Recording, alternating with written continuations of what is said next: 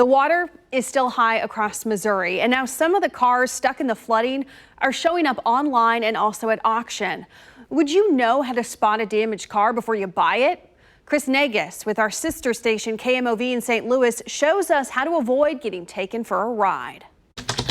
Online, they can look shiny and new, but with floodwaters across the Midwest starting to recede, don't be fooled. They don't know what they're getting. Tommy Rogers knows cars. His business, TNT Auto Source in Troy, Missouri, sees all kinds of problems. I have this smell or I have this noise. And then you tell him, you got flood damage. The most recent flood disaster on his lot, this 2006 Porsche Cayenne. The electronics don't work at all on it. Rogers says the car was bought by an investor through an auction. It came from Columbia, Missouri. You turn the key on and we have absolutely nothing. Rogers also says some dealers buy vehicles like this one, then clean them up for resale. And now it's passed down the line to somebody else. So at some point, somebody might get this car. Oh, absolutely.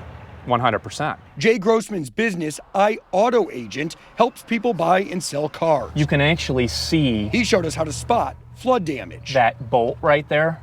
See how it's rusting? Grossman says rusty bolts on floorboards are a big red flag, along with easy to miss, It's actually moist. but clearly evident water lines on seat belts. When they're detailing the vehicle, they don't go into the seat belts. And always inspect the exterior. That's what I want to show you. Sometimes the damage isn't major yet. You can actually see it's starting to rust on the roof. So was this car totally underwater? I only think the front of it was, because I looked at the back of it and the back of it is fine. But underwater up to the roof? Yeah, I definitely think it was. Many consumers ask for the Carfax. In this case, the vehicle was declared a total loss in 2014. Collision damage was reported, but it doesn't say anything about water. Never, ever put 100% of your faith in a Carfax. And I'll tell you this, Carfax reports what is reported to them. A Carfax spokesperson told me this car had a salvage title, which can be issued after flood damage. But the company couldn't say if that's the case with this Porsche. According to Carfax, there are 5,400 flood-damaged cars on the road in Missouri and more than 15,000 in Illinois. Those numbers are on the rise compared to 2018.